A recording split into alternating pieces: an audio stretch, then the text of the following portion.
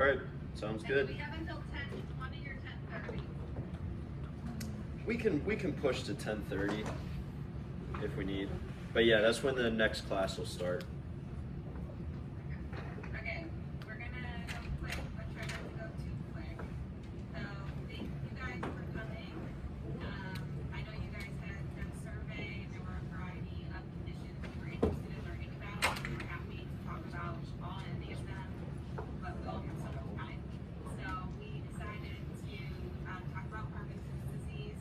This is something that Professor Eric does a lot of research on, and as functional neurologists, we see a lot of Parkinson's disease in our practices. And so we want to give you a rundown of what Parkinson's is. We want to give you some understanding of how to diagnose it, testing, traditional treatment, and where we really want to get into is, functional neurological testing, as well as the types of treatment modalities that we utilize in our practice and many functional neurology practices utilize. For those of you that don't know us, my name is Dr. Dana Brindisi. This is my sister and my business partner, Dr. Lauren Brindisi. We own Carolina Functional Neurology Center. We have 4 locations. I run our Raleigh location, Dr. Lauren runs our Charlotte location, Dr. Gerard runs our location in Maine, and then we also have a pop-up clinic in Tampa. We just want to touch base. So I know most of you know Ben and Erin. They're currently going through our immersion program, and they are preceptoring in our Raleigh and our Charlotte office. And they were saying that some of you guys are really into the depths of functional neurology. You've been involved in club, you have been shadowing practices, you kind of do all that. Some of you are very, very new, and maybe this is your first meeting and you've never shadowed a functional neurologist before, but you are very interested in it and you kind of want to know more about it. I think at some point we're going to be doing maybe some office tours so you guys can get an idea, not just of our offices, but generally functional neurological offices. And we just want to give you a quick rundown of what it looks like when you come into CFNC. Obviously, you can see up on the slide, there's many conditions that we treat, Parkinson's being one of them. When patients come in to see us, we're running them through a full bedside neurological exam. Their new patient exam takes about an hour and a half, hour and 45 minutes. So they're running through a bedside neurological exam with the doctor, and then we're running several different diagnostic testing. Most of the big functional neurology offices that you guys probably hear about run diagnostic testing. So we look at something called video oculography, where we're putting patients in goggles, we're tracking all of their eye movements. As we get later in the presentation, we'll kind of talk about the importance of what that actually means, but so many of these eye movements are giving us the ability to assess, even within one movement, different areas of the brain. And then we're also doing the same thing through something called computerized posturography. So we're looking at balance, we're looking at sway patterns, we're looking at center of pressures, we're challenging the ocular motor system, we're challenging the vestibular system, we're challenging the proprioceptive input from the joints and the muscles. So even if somebody doesn't have a balance complaint, right? Maybe they have a hand tremor, we can assess their brain in its entirety kind of using these diagnostic tools.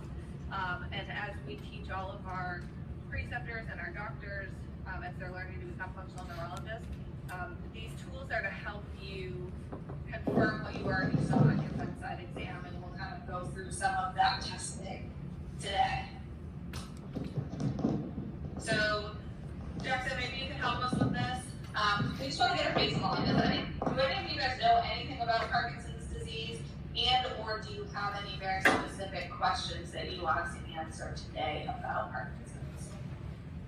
I would say to start, if you feel like you're familiar with the basics of Parkinson's disease, raise your hand. Yeah. Okay, good. Okay, so that's helpful because we have some instructions and we're going to move relatively quickly. And then Jackson, if you want to see, are there any specific questions that anybody has that they would like us to answer as we go through the presentation or spend a little bit more time on? All right, sounds good. Anything else right now? How does it relate to the olfactory system? Did you hear that? How does it relate to the olfactory system? Yes. Okay. Anything else? Nope. Okay, well, we got a lot to talk about, so we're gonna keep moving here.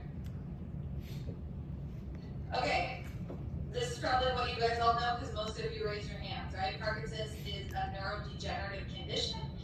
It's progressive and it gets worse over time, right? We get loss of dopaminergic neurons. The part that we talk about most frequently in Parkinson's at its core is the midbrain and the substantia nigra, right? Dopamine is a neurotransmitter and a hormone that attaches to different receptors in the brain. When we talk about Parkinson's disease and the projections to the basal ganglia, right? We talk a lot in functional neurology about direct and indirect pathways. We talk about D1 receptors and how it helps elicit motor activity. We talk about D2 receptors and how it helps stop motor activity. We're going to get into a little bit more detail about specifically dopamine itself and kind of how it activates these pathways and kind of the communication. We're talking about it in regards to Parkinson's disease today. So a lot of us at Baseline understand that Parkinson's is a movement disorder. It's a bradykinetic movement disorder. What some people maybe don't know is that it's also responsible for cognition, motivation, pleasure, reward, all of those types of things. So dopamine plays a huge role in the brain and in just general human physiology outside of what we're talking about today in Parkinson's disease.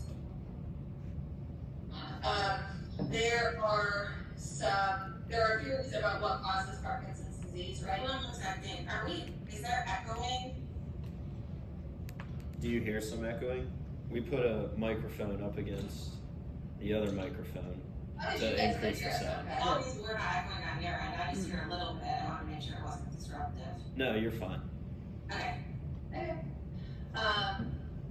So, we have genetic component, we have environmental components. Again, we'll kind of talk in a little bit more detail to this, but we don't have a specific gene that we can test to say, are you genetically predisposed to Parkinson's? But what we do know is that we see, dad has Parkinson's, and then maybe son starts to develop some early signs of Parkinson's disease, and we'll kind of talk about what that is. But really what we understand is there's not one specific cause of Parkinson's disease, it's multifactorial. Even, a lot of us know that if you have genetic predisposition to anything, doesn't necessarily mean you're automatically going to develop that disorder. There's a lot of environmental and epigenetic factors that go into, do you end up with that full-blown disorder or not?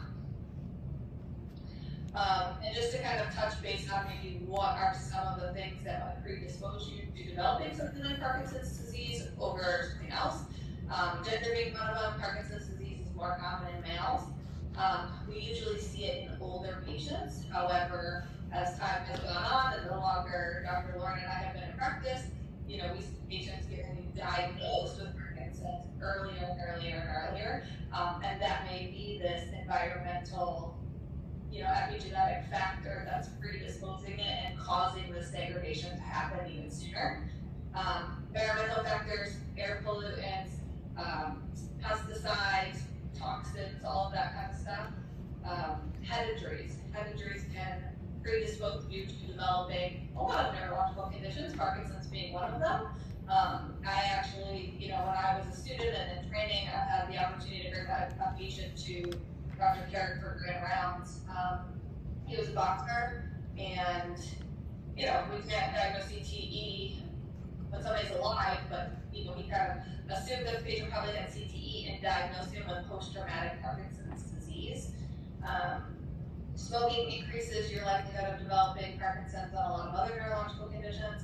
Dr. Lauren had found a research paper showing that dairy and issues with the gut, can definitely cause predisposition to Parkinson's disease, and we'll kind of talk about, similar to the olfactory stuff, kind of how we see early signs of Parkinson's disease, and then like we touched on, genetics. We don't have the gene, but we know that we see this in families.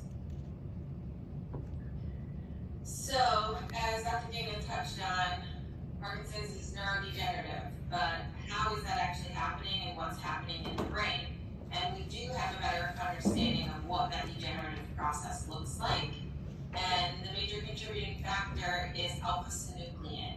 So alpha-synuclein is a protein that's found on neurons. Its normal job is to regulate synaptic vessels and presynaptic neurons to regulate the release of neurotransmitters. So what that means is you got neuron A, you got neuron B, and how they normally talk to each other is we're sending an electrical signal, and then we have chemicals called neurotransmitters that are going to communicate from neuron A to neuron B. And what happens is the alpha-synuclein is at the end of this presynaptic vessel, and it's kind of like an air traffic controller. So it's helping to regulate the release of any neurotransmitter. And what's happening in Parkinson's is that this happens not just in Parkinson's, this can happen in other neurodegenerative disorders, like Lewy body dementia, is that this alpha-synuclein, for reasons that we're still trying to better understand, but things that may cause levels of oxidative stress can contribute this alpha-synuclein starting to change shape. And when it changes shape and it starts to then clump together, so we're not clearing it out properly, it starts to develop what are called Lewy bodies, which are these alpha-synuclein that change shape, and now they're clumped together. And this leads to neuronal loss, and this is happening specifically in the substantia nigra. In our understanding of the progression of the disorder, I would say for myself and Dr. Dana, a lot of functional neurologists, we talk a lot about this body first progression, where the theory is that these Lewy bodies start to develop and accumulate within the GI tract, and then they basically start to migrate, so meaning it progresses. It's in the GI tract, and then we start to see changes in the alpha-synuclein and the production of Lewy bodies moving up into the brain. So the dorsal motor nucleus of the vagus, it will impact sleep centers in the brainstem, and eventually lands in the substantia nigra, which is found in the midbrain.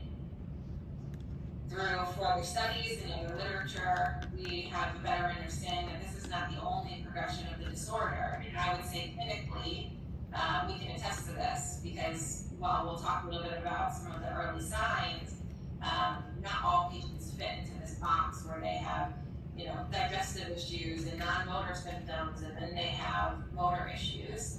And so what they're theorizing is that there's a body first progression of Parkinson's disease, and there's also a brain first progression of Parkinson's disease, in which that progression happens kind of in reverse.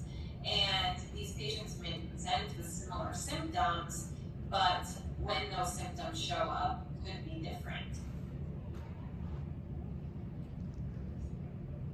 So just to kind of expand on that a little bit, some of these early signs, when we're talking about a body first presentation, a lot of times you're going to see patients complain constipation, loss of smell, frozen shoulder, things like that. That connection between the olfactory system, right, is the accumulation of Lewy bodies in that area of the brain that causes degradation of those neurons and decline of ability. The important thing that we want you guys to know and understand is that these symptoms can present in patients 15, 20, 30 years before anybody would ever diagnose them with Parkinson's disease, or even consider Parkinson's disease to be playing a role in what's happening with their health.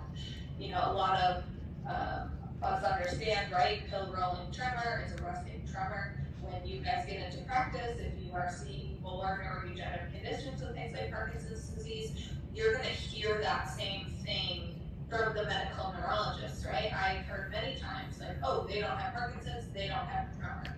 What we know from neurophysiology is that is probably one of the last things that people are going to develop. And with that, as that progression, the degradation happens in the brain, you might see some additional symptoms. They develop a tremor, they become, they have orthostatic hypotension, which is an autonomic disorder that their blood pressure is dropping significantly. against gravity. You might see changes in urination, changes in mood, cognitive changes as well with some of these patients. So keep an eye on these early motor functions, because a lot of times as functional neurologists, right, we're gonna see people who complain of these different things, constipation, loss of smell, frozen shoulder, no idea that they might have Parkinson's disease, and we'll get into how and why we're evaluating these patients in a very specific way so that we can better understand if they're starting to meet some of that criteria. And I would say, I ask any patient that I have who comes in already with a Parkinson's disease diagnosis, I'm asking them these questions. I'm gathering intel for my own clinical experience as to whether they recall having a history of constipation. Do they realize that they have a loss of sense of smell, or was that something they noticed early on? What about frozen shoulder? So asking those questions and gathering more information is going to be really useful for you to better understand what type of progression of this disorder that they may have.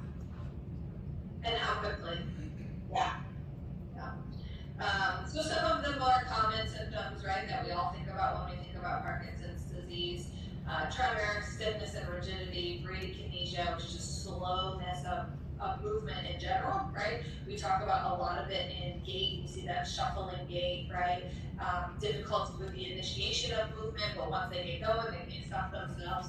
Hypomimia is in reference to their facial expression, and when we talk about the UPDRS scale, we'll talk about how do we integrate that, right? What's happening with their blink responses? What is their mouth doing?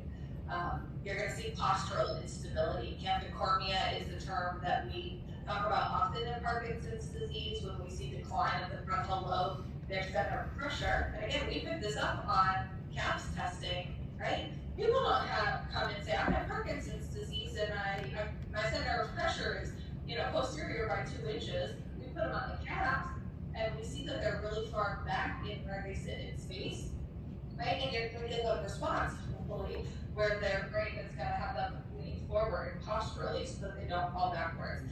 People who have really progressed Parkinson's disease, those are the people that you see who are completely turned over, right? Because if they try to even stand up past that position, they're going to fall backwards.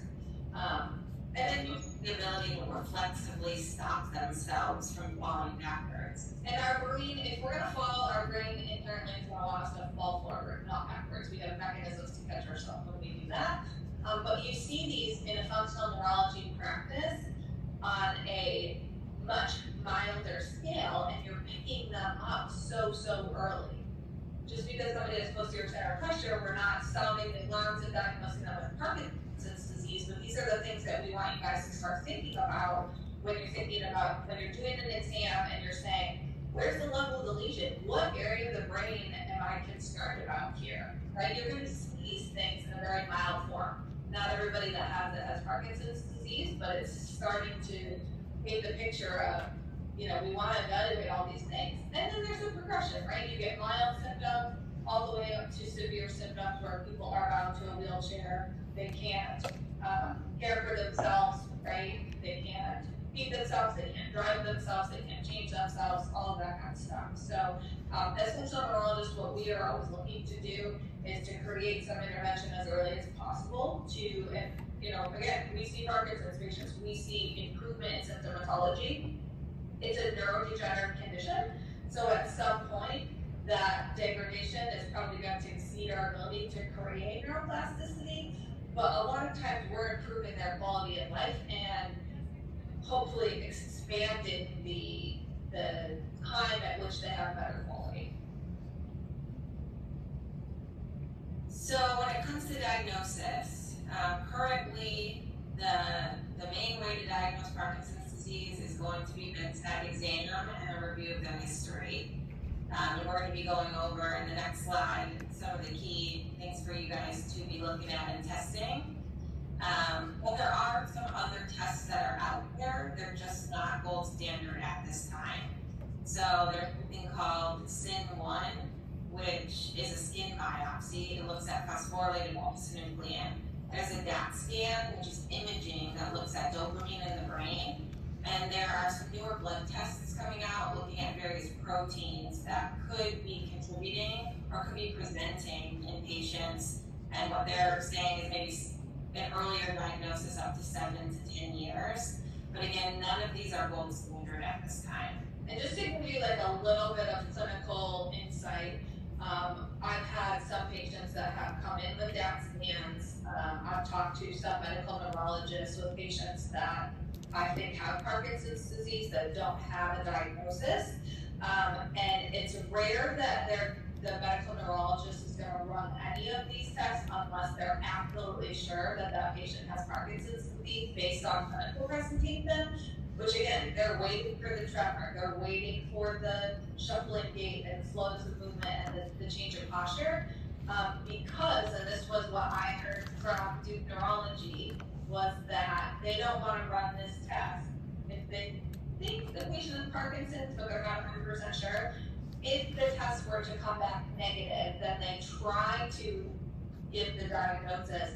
A lot of patients are having issues getting reimbursed with insurance for maybe the medication that they might need or things like that. Just a little clinical insight on why some of these things are not necessarily the go-to, because we might think like, well, why? You can test it, just test it, and that's the explanation that we get.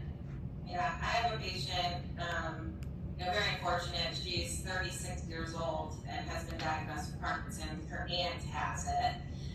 She did get a SIN1 test and it came back negative, but I can tell you and the 3 other movement disorder specialists that she saw also know that she has Parkinson's. So none of these are going to be 100% reliable. So you have to know your examination and what you're going to do next from there.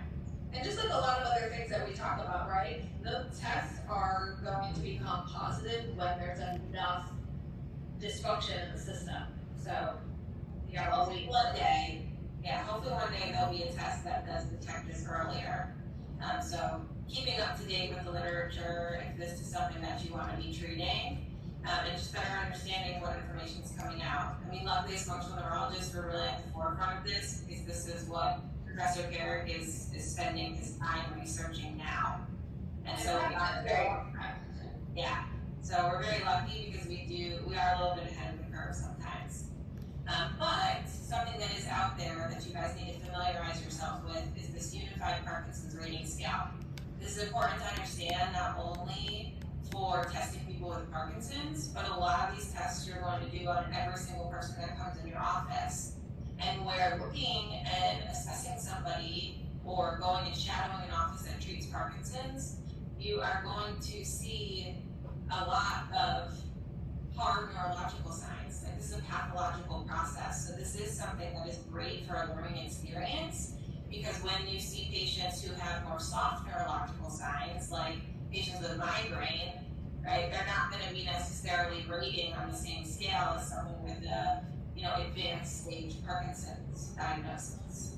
But this unified rating scale, everybody speaks this language. Their ability to recognize whether someone's a 0 or a 4, and then you want to send your records over to the medical neurologist, you're going to be speaking the same language that they are. And so this is just one page of the Unified Parkinson's Rating Scale, and we thought this would be great because we're able to test some things that if you've been involved in club, you may be familiar with. If you're brand new to club, well, today's your day, you're going to start learning about it.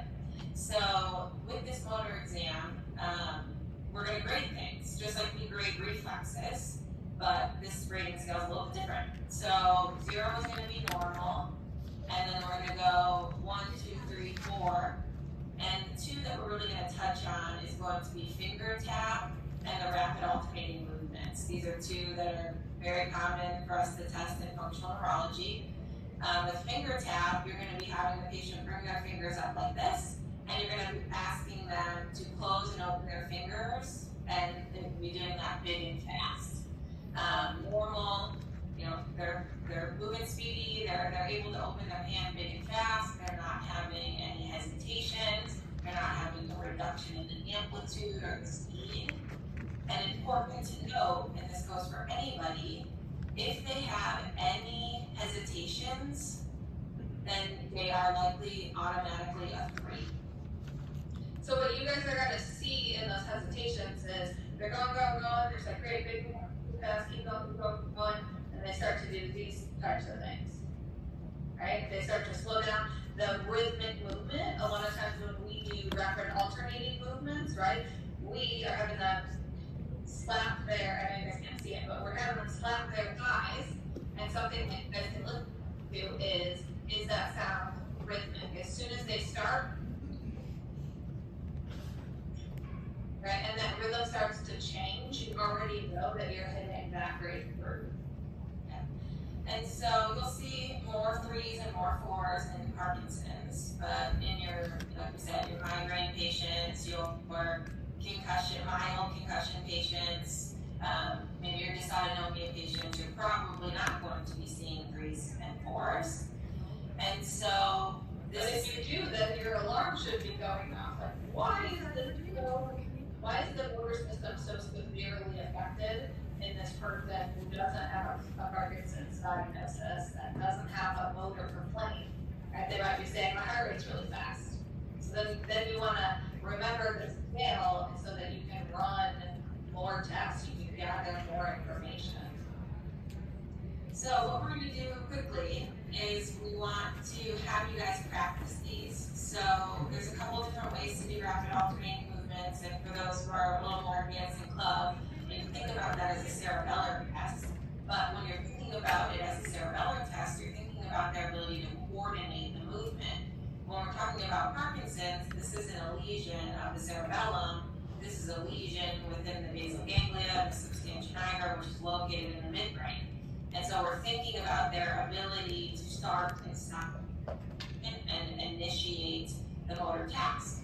So even though they might not present with a more cerebellar rapid alternating movement where it's not super coordinated, you're going to see these hesitations, rigidity. They're not going to be able to rapidly flip their palm up and down.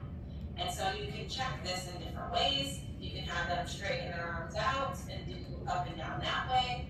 You can have them bend their elbows and do the same thing. Again, for those who are a little more advanced, that's going to be looking at different output of the cerebellar nuclei. And then you can also have them, like Dr. Dana said, slapping on their laps.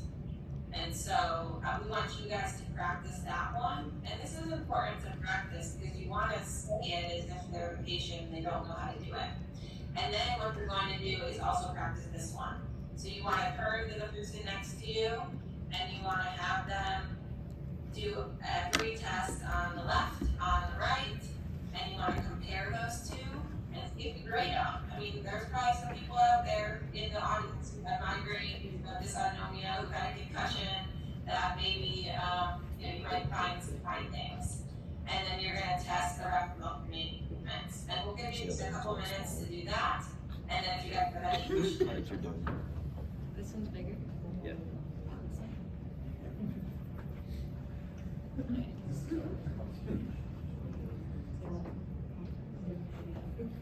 So remember, guys, when you're doing the finger tap, you want it big.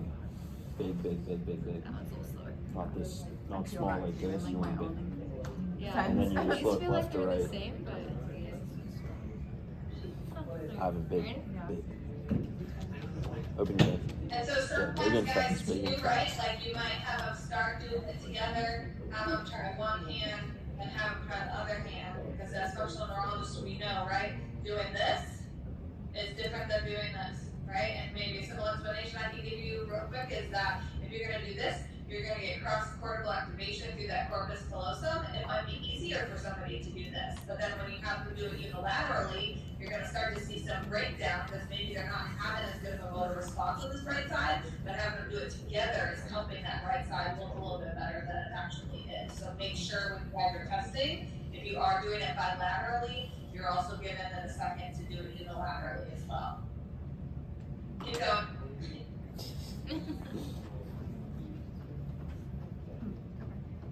And I'll do one at a time.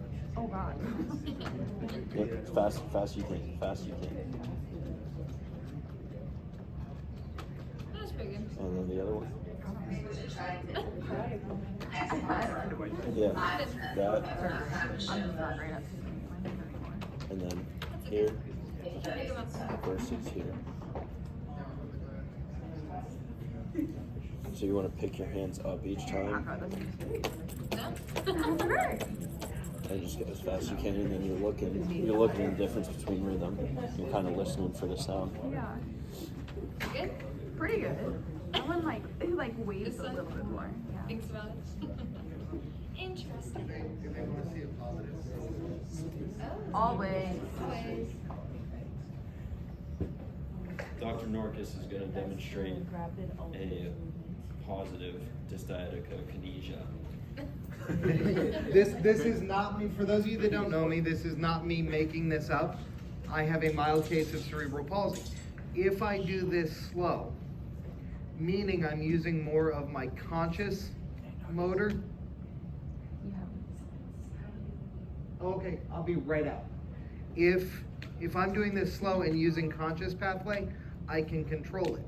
My left side, cerebral palsy, a lot of mine is more primitive. The faster I go with this, what you're gonna see, and I'm not making this up, when I go real fast, notice how this starts to withdraw, and I lose the ability to modulate that, and so this goes up and down, doesn't have that rapid alternating movement component. As far as I know, I don't have Parkinson's, but I might. Good no sound, Lauren. So take that into consideration for sure. And one test is not going to be enough to diagnose or come to any conclusion. And so just like Dr. Dana touched on, as functional neurologists, and even, as chiropractors in general, we take this holistic look and we're going to be assessing a lot of things. Our initial examination is an hour and a half long. So we test a ton of aspects of someone's neurological function in just the initial exam. And just because someone has a hesitation, that doesn't give you a lot of information other than they have a hesitation, and you know that finger tapping is really a test for the frontal lobes.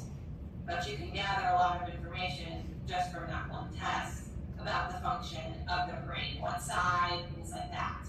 And as you get more advanced in your observational skills, there's other things to observe. And this is something that we do see commonly in Parkinson's, is that people will get mirroring. So they'll start to get spillover of the movement from one side to the other. So what that'll look like is they might have their right hand sitting in their lap, and you ask them to do a finger tap on the left, and you're going to see that they're doing it on the right side, or their foot is moving. And so you want to pay attention to that, because that helps you better understand these motor maps and how progressed is this. If they're not having the ability to just do the movement on one side, and now we're getting recruitment from the other side, your treatment may be different, or there may be some other things you do to address that. So certainly as you're in club and as you're in classes where you guys are learning, testing, you want to use that as a training ground to hone your observational skills, which is extremely important in this career path. And we talk a lot about pathology, and the important thing to know too is what's normal. What does a normal finger tap look like, right? You gotta know what normal is to understand what is abnormal. The scale isn't telling you that, it's just saying 0 is a normal finger tap, right? You guys, there's the internet, you can Google it, right? Normal pupillary light reflex responses, right? Normal finger tap, normal rapid alternating movement. Like when you guys have time, those are the things you want to be understanding, because when there's a patient in front of you, you know what that looks like. And then you know what is abnormal. And then you got to figure out how severe is that abnormality. And so the best way to do that, and one of my biggest mentors used this term, and I say it all the time, immersion therapy. Go shadow offices, do the breakout sessions in club, participate in the breakout sessions in classes, like get your bank of normal and abnormal, and you'll learn that by observing more people. So when it comes to traditional medical treatment, monitoring, of course, progressive conditions conditions. So usually people will work with a medical neurologist who's a movement disorder specialist, and a lot of what they're doing is just monitoring them and potentially prescribing them medication. Things like levodopa, carbidopa, those are probably the two most common. Some people are responsive to them, some people are not. They won't cause any regeneration, but they can potentially support the slowing of this degenerative process, which is what we are also working to support people in doing, and improving their level of functionality.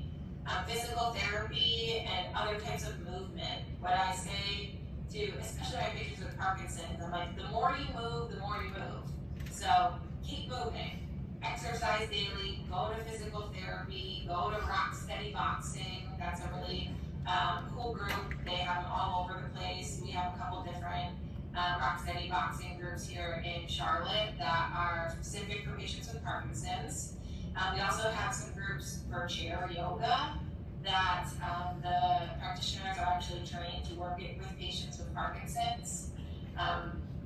I know for sure in Charlotte, and I would assume that in a lot of other areas, there are a lot of support groups for Parkinson's. And so these are things as you guys move forward and are opening practices and things like that. Getting involved in those local support groups can be really helpful in understanding the patients that are out there, people that are out there looking for support, and then the different kinds of treatment methods that are out there for them. And then the last one is deep brain stimulation. Not everybody's a candidate for this. There are specialists who only monitor people for deep brain stimulation and whether they're a candidate for it.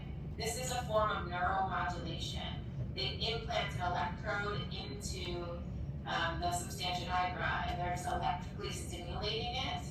And so other forms of deep brain stimulation include spinal cord stimulators, and we're going to talk about some peripheral neuromodulation, non-invasive forms that we use.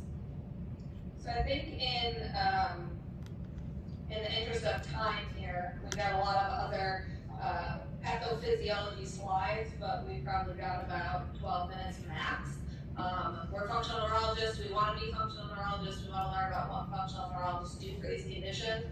Maybe Jackson will have us back for those of you that really want to dive deep into the neurotransmitters. So our next slide is talking about dopamine, what it is, what it does in the brain. Obviously, we know that it does a lot of different things. Just to touch on treatment for Parkinson's, if you guys do any research, understand that you will find that far and away, does anybody know what the best thing to prescribe for a patient with Parkinson's disease?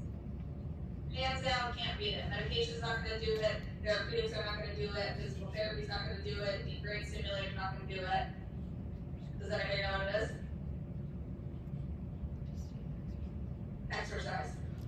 There's been a plethora of research that shows you that. The problem with Parkinson's disease is that dopamine is the driving factor to the decline. Dopamine is extremely important in our ability to stay motivated. So it's getting these patients to do what they need to do, and like Lauren said, movement perpetuates movement, and this condition is no different. And they will show you that. And so like the conversation that I'm having with my patients with Parkinson's disease is, yes, I want to see you in the office. Yes, I want to do these therapies. Yes, you need neuromodulation. I also exercise. Talk about what we can do and what's in your best interest. Time under tension, we all talk about it. You guys are athletes, you understand it. It's probably one of the best therapies you can utilize to help increase neuroplasticity in the brain, whether they have Parkinson's or not. From a physical perspective. Dopamine is responsible for a lot of different things in the brain. We already touched on that a couple times.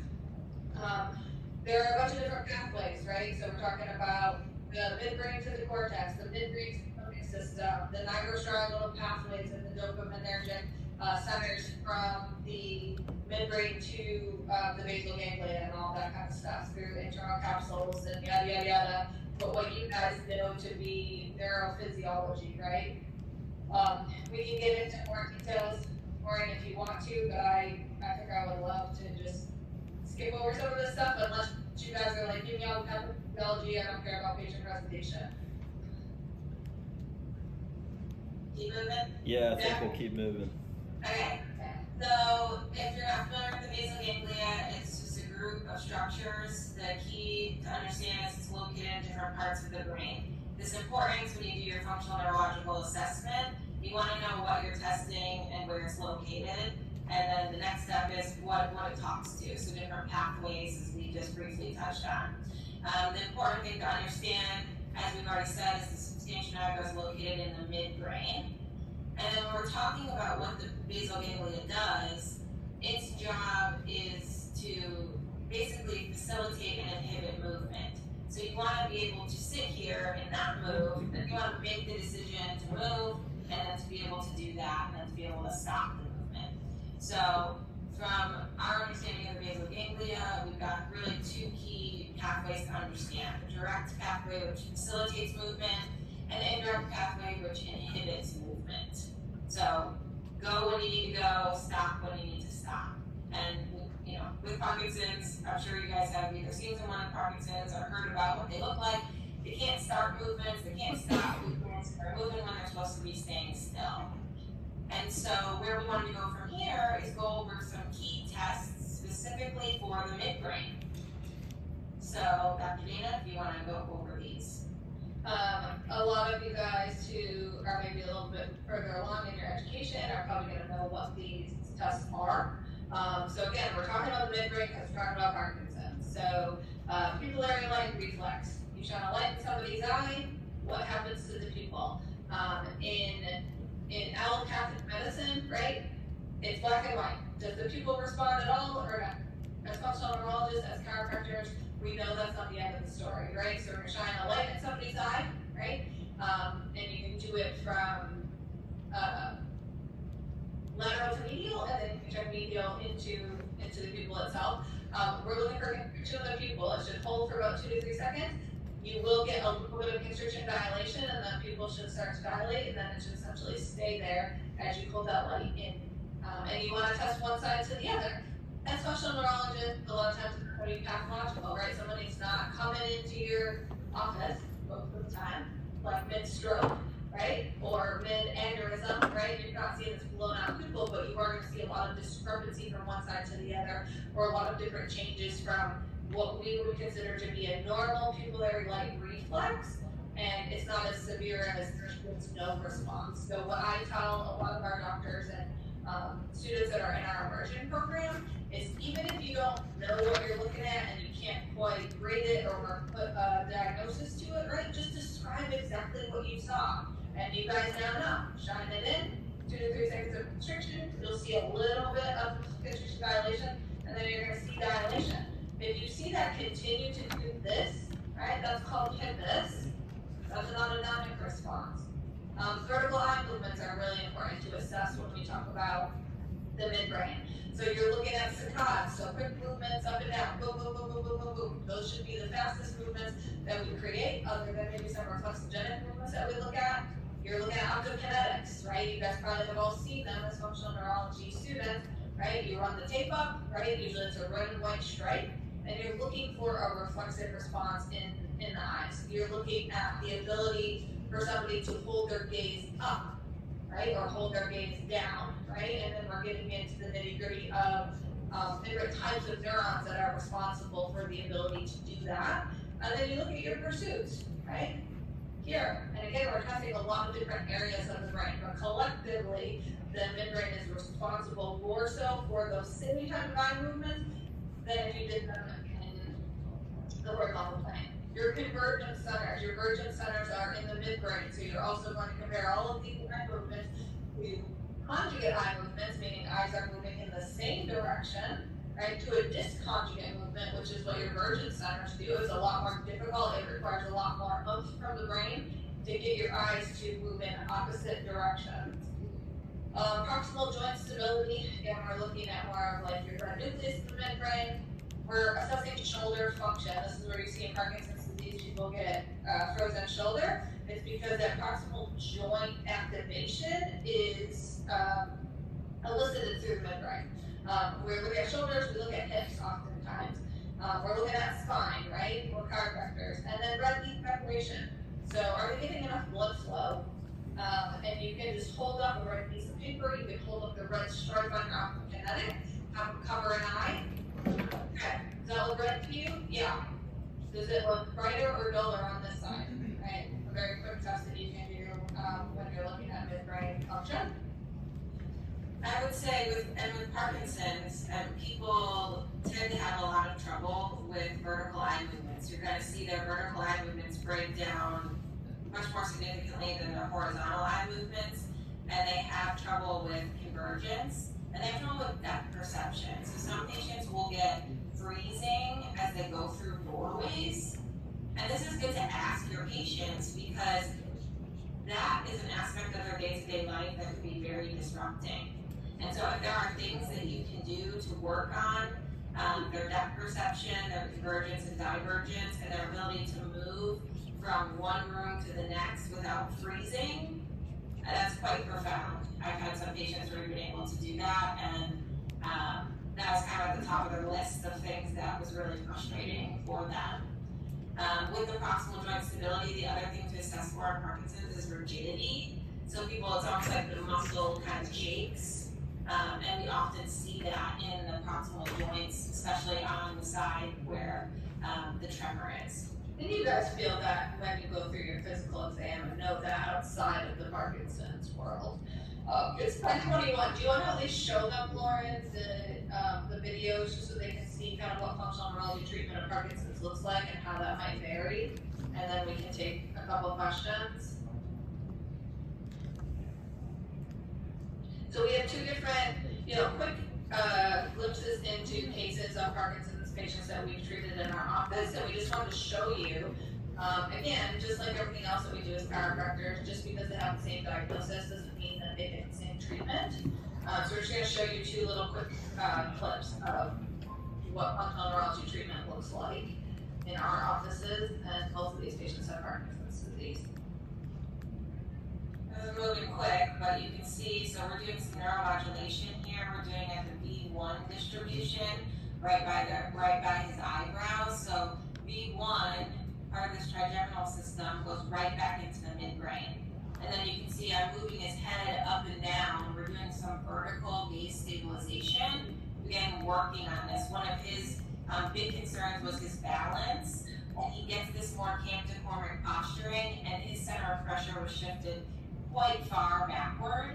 And every time he would go up the stairs, he was at risk because he would fall backwards, or he wouldn't be able to stop himself. So he had fallen backwards a couple times, and then now his wife, because they got a few steps going into their house, had to basically stand behind him every single time he walked into the house or went up any stairs, so he wouldn't fall back and hit his head. And in some cases, guys, it's not, it's functional neurology in general, right? You're finding the level of the lesion, you're looking at whatever area that you want to treat. You may not always be able to go right into that area and stimulate that area for treatment. So even if we're trying to hit the midbrain, right, there are areas that feed into the midbrain, and then obviously there's areas that talk to the midbrain after that. So this is a patient, obviously you can see maybe a little bit more progressed than the previous patient. He uses a walker. One of his biggest complaints for him was speech and freezing. He was freezing, as Dr. Lauren was just saying, kind of all over the place. But he was motivated and he was ready to work, and we were doing a lot of proximal limb activation to kind of help him with his movement. And that's a lot of what you're seeing. We set him up with this laser hooked up to his wheelchair because he was freezing. He couldn't initiate his movement. And giving them something to look at is a sensory trick that you can do so patients can step up and over something. It's a lot easier for them to get going. Again, we're working on some laterality of movement and proximal limb activation into the hip. This looks a little bit more like PT exercise, and what we're doing for him right now in these sessions is getting him to a point, and look at him walk. This is his re-exam. So what we were doing was challenging his system, because my goal for him was to get him to do as much stuff as I could at home in terms of this physical rehabilitation piece of it. What you didn't see us doing was all of his neuromodulation that we're using to help with his speech, help with his midbrain. Optokinetic stimulation was how we started because he couldn't get up off of a chair. It's a lot harder to get up off of a squishy yoga ball than it is to get up off of a chair. So what you're seeing is a little bit of a progression to kind of where we started with him, so. And all of these are on our YouTube, and just watching this, I mean, especially this video, you can see and observe a lot of things that are very classical for somebody with Parkinson's disease. So I would encourage you guys to go onto our YouTube and watch these videos and maybe have a conversation in club about the different, clinical observations that you're having in regards to this patient. And two very different aspects of treatment, again, for the same condition. All right, we got 4 minutes. Does anybody have any questions? Yeah, we'll go to questions.